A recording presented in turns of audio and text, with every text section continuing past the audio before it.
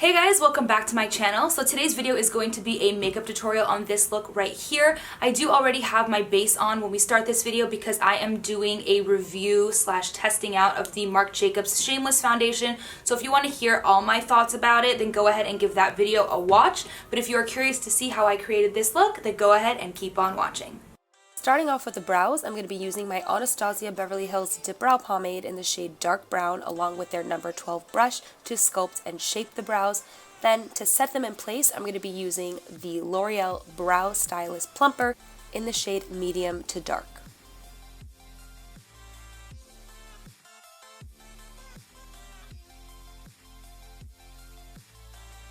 To conceal and bring some light back to the center of my face, I'm going to be using the Mercier Flawless Fusion Ultra Longwear Concealer in the shade 3W, and then blending it out with the Luxie 512 Small Contouring Brush. Applying concealer to the highest points of your face after you applied foundation is a really important step. As a result of evening out your base with your foundation, you've gotten rid of all the natural dimension that your skin has. So by adding a concealer that's 1 to 2 shades lighter than your foundation, you're adding that dimension back into the skin. Concealer also tends to have a slightly pink undertone to it, which cancels out any darkness and discoloration under the eyes, which will be able to cover what the foundation didn't, as well as brighten. To set the under eyes so we don't have any creasing, I'm going in with the Mercier Original Translucent Setting Powder on a velour puff. I have heated up the product just a little bit in my hand first, and then I'm going to place a nice amount underneath the eyes and push it into the skin. A little tip to help me start my contouring process of my nose is I take a little bit of the translucent powder on the sides of it to lighten up that area a little bit, and then I'm going to set just the areas where I get foundation that settles in my smile lines and on my forehead. And then to brighten the under eyes just a little bit more, I'm going to take a drop of my Secret Brightening Powder, also by Mercier, dip my brush in it just a small amount, and I'm going to use that powder to dust away any excess powder that the velour puff left. To set the rest of my skin and make sure that it's not a full matte set, I'm taking my Mercier Translucent Glow Powder in the lighter shade on this finisher brush, also from Mercier. I'm taking the smallest amount and I'm very lightly going to dust the perimeter of my skin.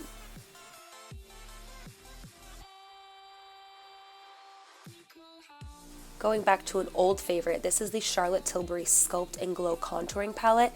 I'm using my Nars ITA brush to lightly start sculpting my nose. This is just going to add a light shadow on either side of it to start the contouring process. It's going to slim the nose very slightly. I'm not the greatest at contouring my nose. I'm still trying to figure out what works best for me since I do have a bump on one side, but for now, this is what I do.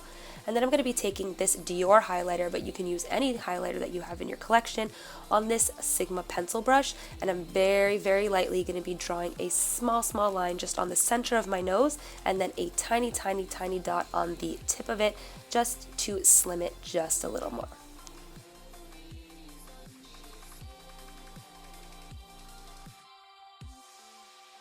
To add a natural shadow to the cheeks, I'm going to be going in with this Mercier Soleil powder in shade 1 and this bronzer brush, also by Mercier, and I'm very lightly going to be going back and forth in the hollows of my cheekbones, and I'm just placing the product there.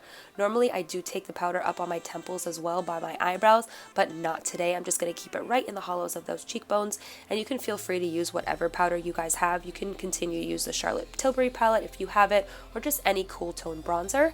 And then what I'm going to do is I'm going to take a little bit of it on the sides of my forehead just to add a little bit of dimension there. And then I'm going to start warming up the skin, and this is the Summer Glow Bronzer in shade number 4 by Burberry. But again, any warm tone bronzer that has a little bit of a red undertone to it would do the job just fine. And this is the IT Cosmetics number 8 Wand Ball Brush. And I'm just very lightly going to be swirling this product just a little bit higher than where I put the contour, a little bit more on my cheeks as a whole, and here is where I'm going to be putting that into my temple area as well. For highlighter today, I'm going into this Glow palette by GlamGlow, and I'm going to be mixing these two shades from the palette on my Anastasia A23 highlighter brush, and this highlighter just adds such a beautiful glow from within highlighter to the cheeks. It's not chunky, it's not glittery, it's not over the top, it's just a very natural, beautiful glow, and I really love the colors of these powders as well.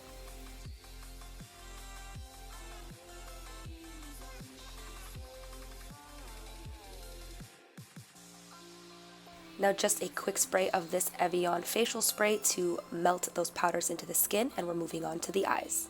Today I'm going to be using the Natasha Denona Camel palette, and I'm super excited because this is the first time that I'll be using a Natasha Denona palette in a tutorial. I used it once in Sephora, but I've never actually used it on my own. I've never owned anything from her before.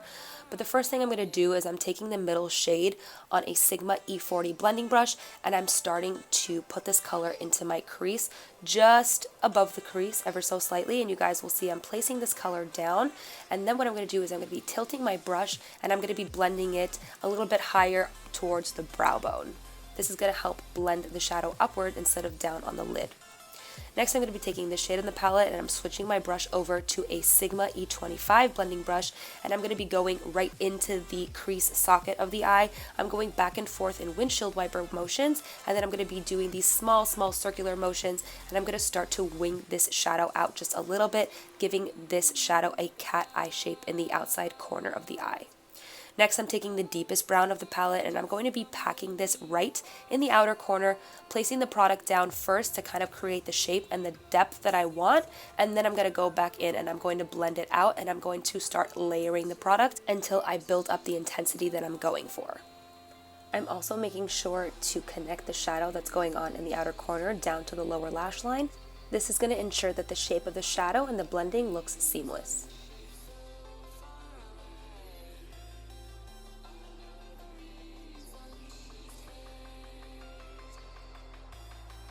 Next up, to clean up the edges of the shadow and make it look a little bit straighter and sharper, I'm taking this Precision Flat Angled Brush by Sigma, and I'm just taking a little bit of the Laura Mercier Translucent Setting Powder, and I'm going to be wiggling my brush back and forth and stamping the product in that area, and then I'm going to blend it away, and it acts like an eraser. But quickly, before I blend it away, I'm going to be using it as a stencil while I add a little bit more darkness and definition in the outer corner and on the lower lash line.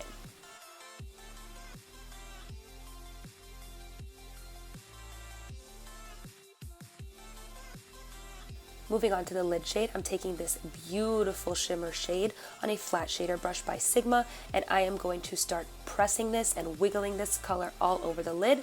And then for an added intensity, I'm going to be spraying my brush and adding a second layer. And I'm going to be placing this color from the inner corner all the way to the center of the lid, right up until we added the darkness of the shadow in the outer corner of the eye. And then I'm going to go back in with my blending brush and make sure that they are blended together by wiggling my brush back and forth. For an inner corner highlight, I'm grabbing that light shade from the palette and I'm putting that on a small precision brush, and I'm going to be placing it just on the inner corners of the eyes.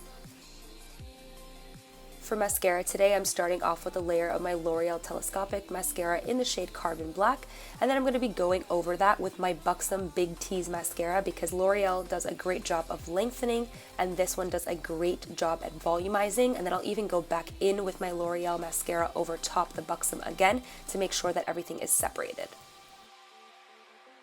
For lips today, I'm using a MAC pencil. This is in the shade Strip Down. I'm just lining my lips, and then I'm going to be going in with this Bare Minerals matte lipstick in the shade XYZ.